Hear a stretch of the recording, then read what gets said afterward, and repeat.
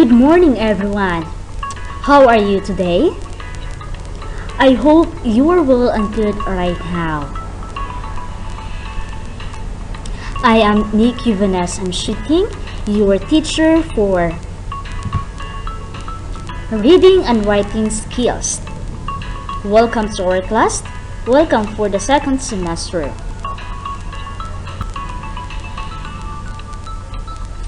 Today, we will be discussing our new topic, which is about the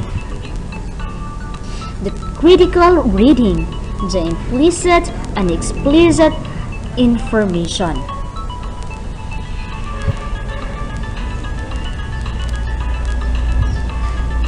So we have here the learning objectives.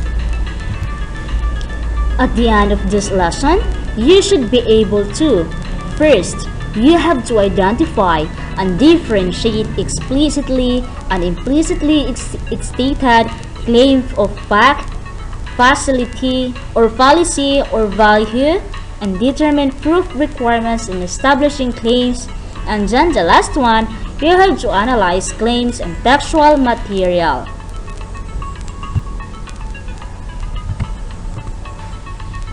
So what is an explicit information? And how about the explicit information? How can we use these pieces of information in making claims of fallacy, fact, and value?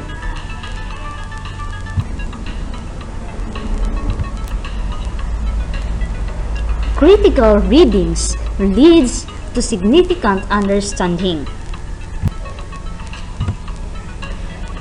Purpose, manner of presentation, and holistic development of the arguments presented in the text.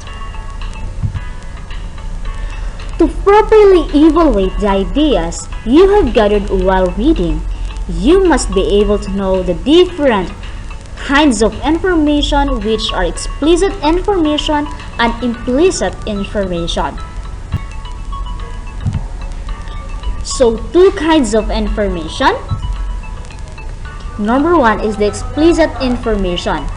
Explicit information is the information stated in the text. Readers can see the piece of information stated in the given passage, while the implicit information is the information not directly presented in the text. As readers, we need to read between the lines and understand the details that the writer is trying to tell us.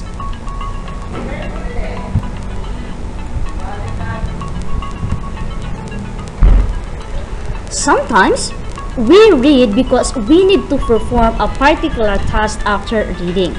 The different kinds of information we have gathered through reading may be used as basis for our next task.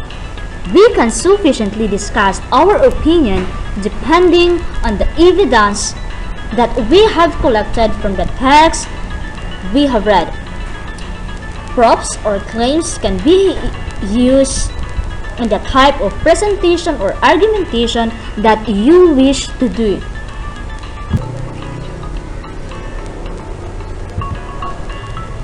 What is a claim? A claim is a statement that is not considered accepted by all. It may be unverified or controversial to a certain degree.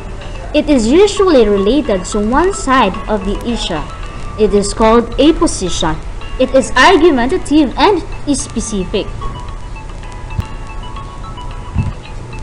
We have types of claims.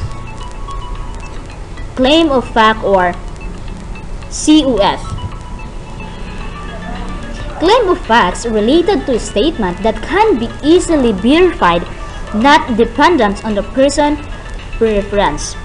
It also asserts that the condition has existed, existing, or will exist that are based on facts or data. Facts that universally accepted not are considered claim of fact, but instead a statement of fact.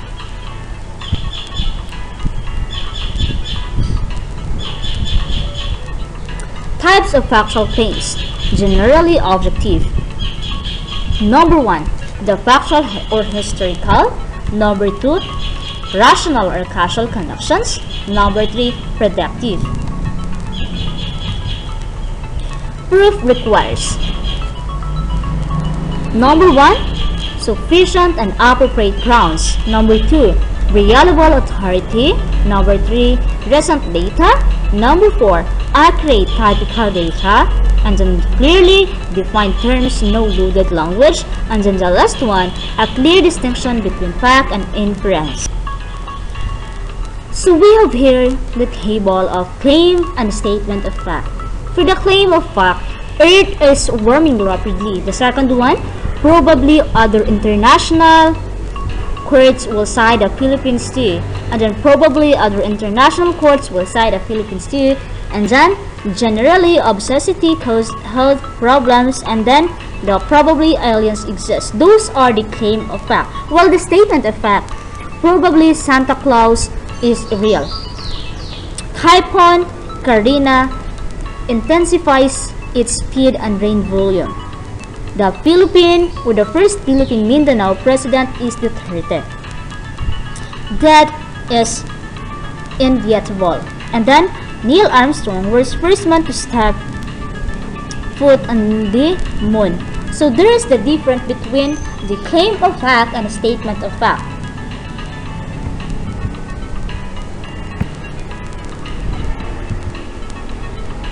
We have number 2, claim of value or COV. Claim of value involves judgments and evaluations. It judges whether something is good, bad, right or wrong, just or unjust, ethical or non-ethical, etc. We judge the worth of something. It attempts to prove that some things are more or less desirable than others.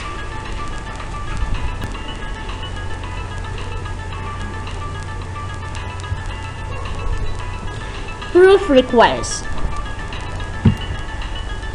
number 1, establishing standard of evaluations. Example, a warrant that defines what constitutes instant of the relevant value. Number 2, note the priority of the value in this instance. Number 3, establish the advantage, practical or moral, of your standards.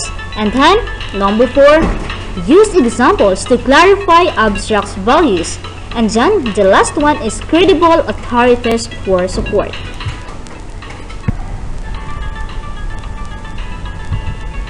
So we have here the table of claim of value. The first one, it is wrong to make noise when someone is speaking. Gay marriage is immoral. And then it is better to be fair than love. Cheating is not cute. No ID rule is a good idea, and a buying house is a lot better than building it.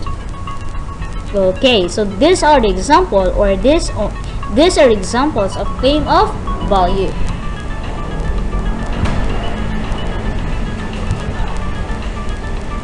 Number 3, claim of policy or COP. It advocates a specific course of actions.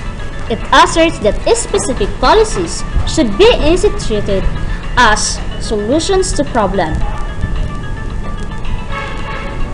Claims of policy argue that certain conditions should exist, almost always should or ought to or must are not included in this column.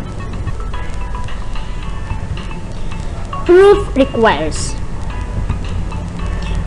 making proposed actions are clear, needs justification, plan must be workable, benefit, advantageous, considered opposition, counter arguments. So here, this is a table of claim of policy. The first one, the mayor should suspect the classes today. I should vote for the 13th. You must send your children to provide schools. The government should legalize medical marijuana. The Boy Scouts not have to include gay scout leaders. And then, local malls should provide more parking spaces.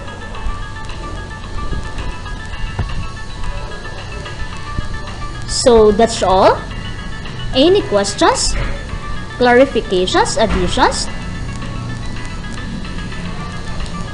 If you don't have any questions, please proceed to your learning pad or open your learning pad to answer your activity at www.gaitf.com or contact or call me at 0926-2974685.